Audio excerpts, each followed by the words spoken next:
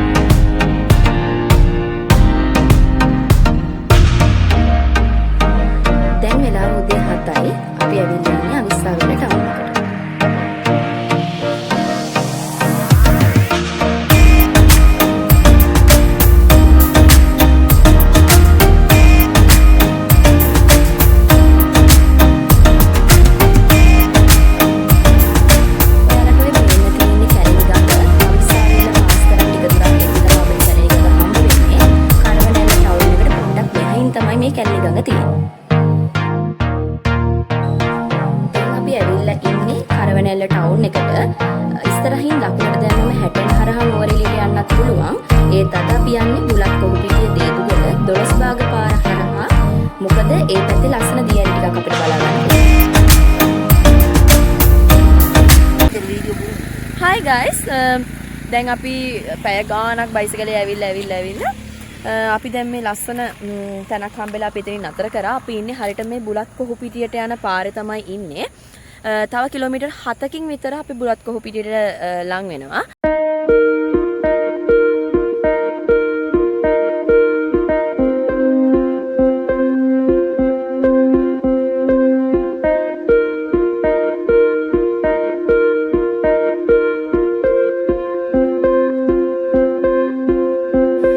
බුලත් කොහුපිටිය පාරෙන් හැරිලා දේදුගල පාරට දැම්මට පස්සේ අපිට දේදුගල පාරේ පල්ලෙට්ටක සාමාන්‍ය මේ කිලෝමීටර් 100ක් වගේ උස දෙයක්. හරියට ලස්සනයි.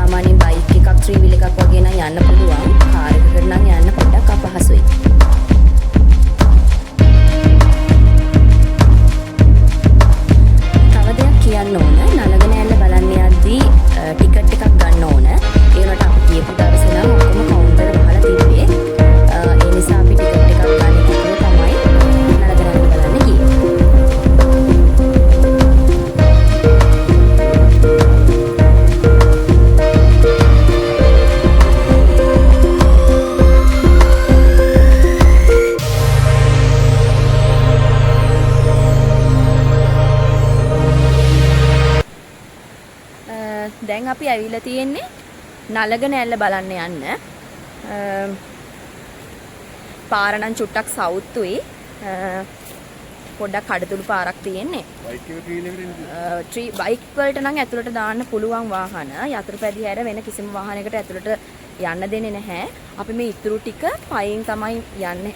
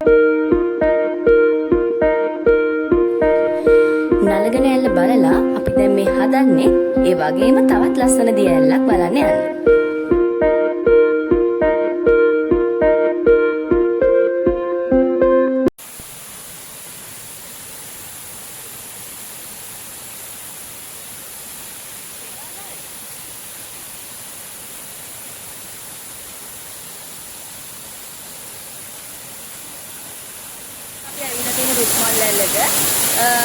අපි නලගෙන ඇල්ලේ ඉඳන් කිලෝමීටර් 2ක් විතර ආවට පස්සේ තමයි අපිට මේ රුක්මල් ඇල්ල හම්බ වෙන්නේ. ඒ ලොකේෂන් එකේ තමයි අපි දැන් ඉන්නේ.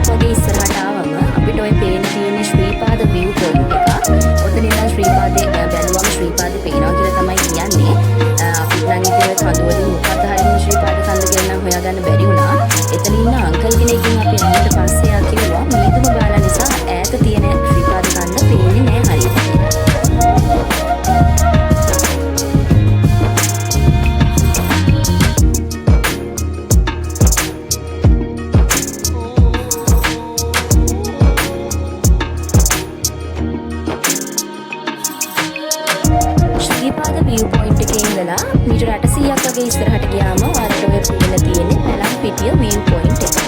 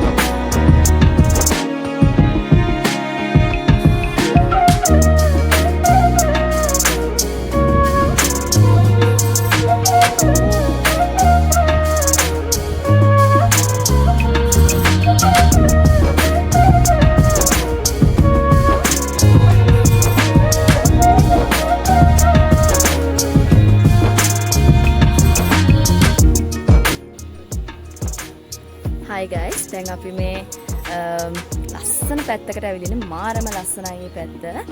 ඔයාලා බලන්න. හරිම ලස්සනයි මේ පැත්ත නමයි. පුදුම ලස්සනක් තියෙන්නේ.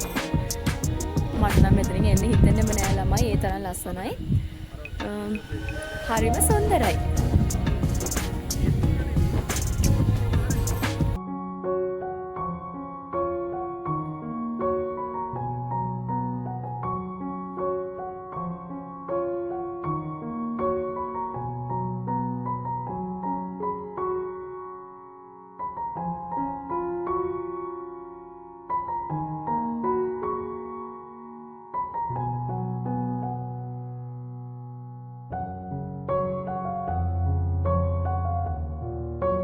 අපි හිටපු තැන ඉඳලා කිලෝමීටර් 5ක් විතර ඉස්සරහට ආවම ඔය පේන තියෙන දේතිරිය ඇල්ල ළමයි.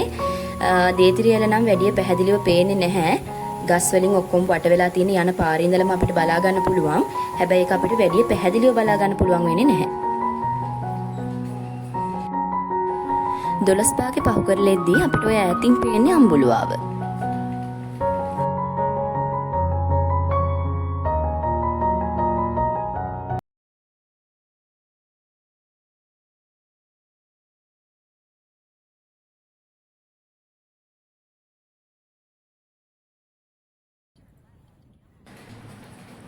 දැන් අපි ඉන්නේ නාවලපිටිය ටවුන් එකේ.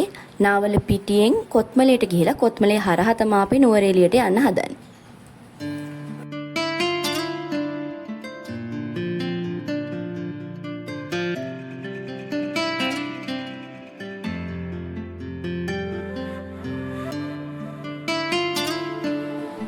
අපි ටික දුරක් ඉස්සරහට එද්දී ඊළඟට අපිට හම්බ වෙන ඇල්ල තමයි කඩියල්ලෙන ඇල්ල. මේ කඩියල්ලෙන ඇල්ල කැටබුලානේ ඇල්ල විදිහටත් ඒ වගේම බිඳුණු ඇල්ල, තෙමහැල් ඇල්ල ඒ විදිහට නම් ගොඩක් තියෙනවා මේ ඇල්ලට. සාමාන්‍යයෙන් මේක අඩි 82ක් විතර උසයි. මේකේ විශේෂත්වය තමයි මහනුවර දිස්ත්‍රික්කයත් නුවරඑළිය දිස්ත්‍රික්කයත් අතර මායිමේ තමයි මේ ඇල්ල පිහිටලා තියෙන්නේ.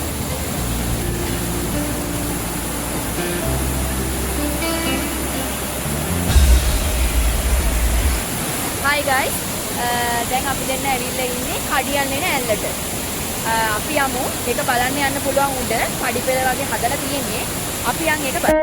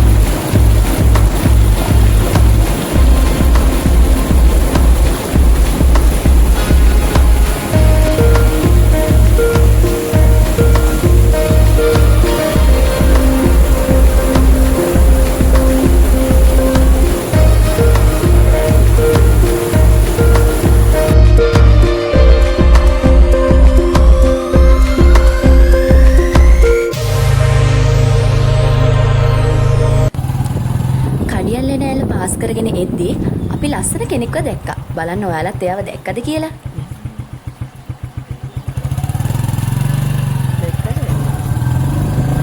ඔයාලා ඔය ඉස්සරහින් දකින්නේ අවිස්සාවෙල්ල හැටන් නුවරඑළිය ප්‍රධාන පාර. මේ පාර ගියාට පස්සේ තමයි අපිට සෙන්ට් ක්ලෙයාස් සහ ඩෙවොන් කියන ඇලි දෙක බලා ගන්න පුළුවන් වෙන්නේ.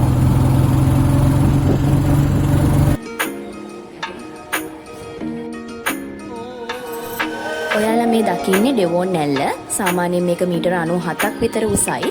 ශ්‍රී ලංකාවේ තියෙන දිය ඇලි වල උස පිළිවෙලට ගත්තොත් උසින් වැඩිම දිය ඇලි වල 19 වෙනි ස්ථානය තමයි මේ ඩෙවොන් ඇල්ල තියෙන්නේ.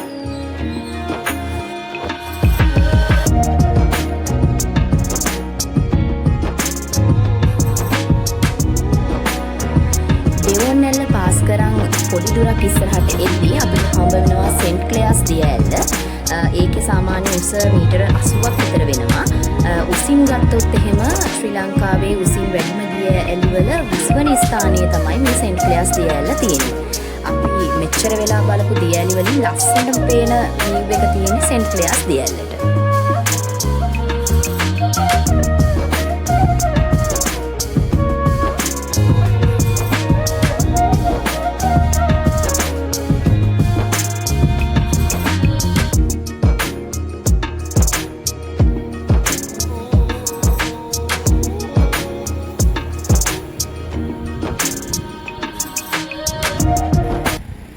මොකද හිතෙන්නේ මේක ගැන? මේ සෙන්ට් ක්ලෙයාස් දිය ඇල්ල ගැන මොකද හිතෙන්නේ? සෙන්ට් ක්ලෙයාස් නේද? නම නම් හරියටම දන්නේ නැහැ, පැටලෙනවා. ඉතින් ලස්සනයි. view point එක ලස්සනටම හදලා තියෙනවා. ලොකුවට මිනිස්සුන්ට හොඳට බලන්න පුළුවන් වෙන විදිහට ඉදත් එක්ක හදලා තියෙනවා. තව මේ view point එකේ කොටසක් මේ විදිහට පල්ලෙහැනුත් අපිට බලා ගන්න පුළුවන්. පල්ලෙහාට ගිහිල්ලත් අපිට ඕන බලා ගන්න පුළුවන්. පල්ලෙහාත් තියෙන කොටසක් view point එක.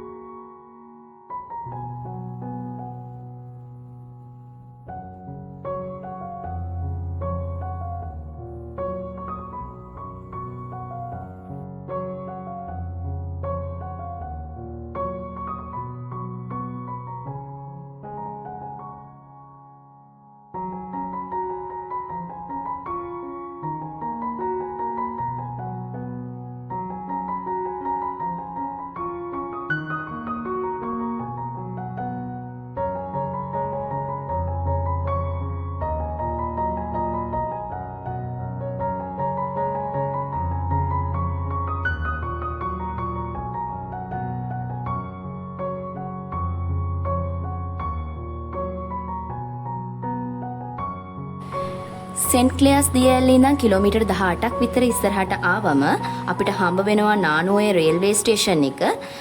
කෝච්චියේ ඉඳන් නුවරඑළියට එන හැමෝම නානුඔය ස්ටේෂන් එකකින් බැහැලා එතන ඉඳන් බස් එකේ තමයි යන්න ඕන.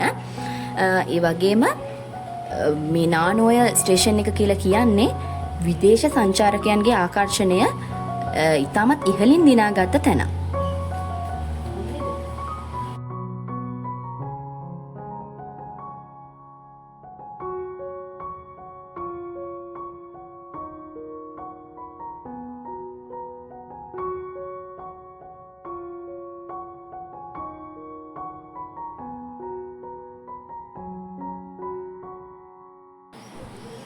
නානුවේ ස්ටේෂන් එකේ ඉඳන් කිලෝමීටර් 6ක් විතර ඉස්සරහට ආවට පස්සේ අපේ ගමනාන්තයේ වෙච්ච නුවරඑළිය ටවුන් එකට අපි ඇවිල්ලා ඉන්නේ.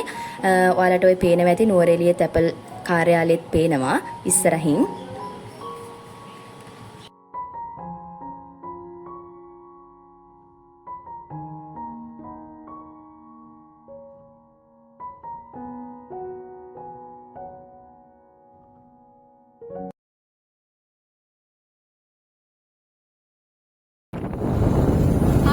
දැන් අපි නුවරඑළියට ඇවිල්ලා ඉන්නේ. අපි නුවරඑළිය කෑවා.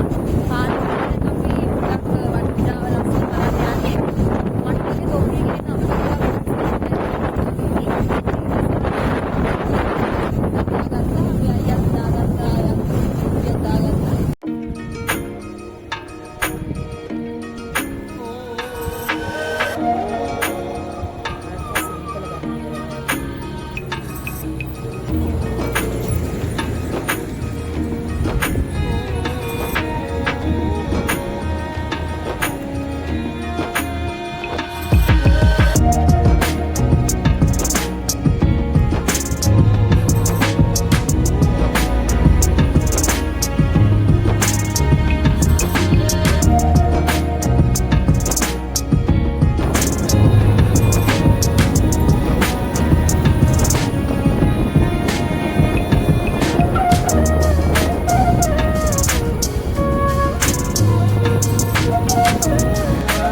ආවා එළවලු කඩේකට. එළවලු ගොඩක් තියෙනවා. අපි සාමාන්‍යයෙන් ගෙදරට අවශ්‍යම කියලා හිතන එළවලු ටිකක් අරන් යනවා. මොකද නුවරඑළිය පැත්තේ එළවලු වල ගණන් අඩුයිනේ. ඒක නිසා අපි අරගෙන යනවා.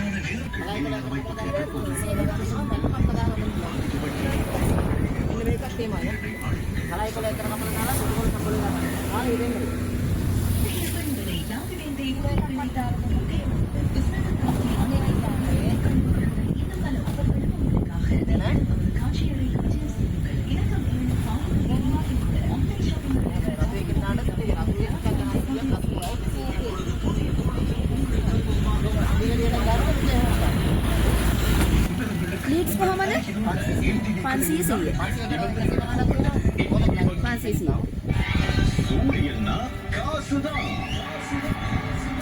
நாடு முழுவதும் கேட்கும் சூரியன் காசல் பகுதிக்காக நாங்கள் இப்பொழுது வருகை தந்திருக்கிறோம். அழகான பேர் சத்ய தக்ஷாயினி. நீங்க என்ன செய்றீங்க?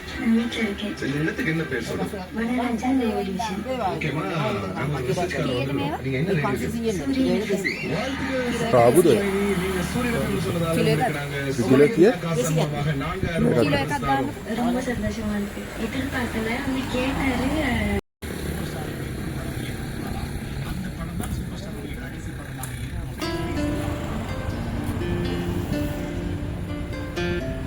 ඉතින් ඔයාලට තව දෙයක් කියන්න ඕන. අපිට මේ සම්පූර්ණ ගමනටම රුපියල් 5000ක වගේ මුදලක් තමයි වියදම් වුණේ. අපි 2000ක තෙල් ගහගත්තට අපිට ගෙදර ඇවිල්ලත් ඒ තෙල් ටික තවත් ඉතුරුයි. ඒ වගේම අපි එළවලු පළතුරු වලට සාමාන්‍ය රුපියල් 2000ක් වගේ ගියා. අපි දවල් කෑම එක නම් ගෙදරින් අරගෙන ආවේ. ඔය මග තොටේ යද්දී වෙන කාපු දේවලුත් එක්ක සම්පූර්ණ වියදම රුපියල් 5000ක් වගේ වෙන්නේ.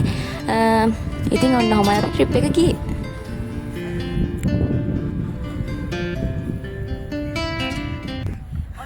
අපේ ගමනේ අවසානම තැන තමයි මේ. අපි දැන් ලස්සන දියඇලි ගොඩක් මැද්දෙන් ආපු ලස්සන ගමන. අද දවස අපි උදේ 5 ගානකට පටන් ගත්තේ. ඒ ගමන හවස 5 වෙද්දී අපි මෙතනින් ඉවර කරනවා. ඔයගලන්ට පේන්නේ පිටිපස්සෙන් ගෙගරි වැව, ගෙගරි පාක් එකකට තියෙන ගෙගරි වැව මේ තියෙන්නේ. ඒතකොට අපි මෙතනින් දැන් අපි වීඩියෝ එක අවසන් කරන්න ඉන්නේ. මොකද දැන් 5යි වෙලාව අපි ආයෙත් කොළඹට යන්නත් ඕනේ. මොකද අපි ආවේ one day trip එකක්. ඉතින් අපේ වීඩියෝ එක හොඳයි නම් ඔයගොල්ලෝ ලයික් එකක් කමෙන්ට් එකක් දාන්න. නැවත අපි ලස්සන වීඩියෝ එකකින් හමු වෙමු. එතකන් ඔයාලා සතුටින් පරිස්සමෙන් ඉන්න. බයි.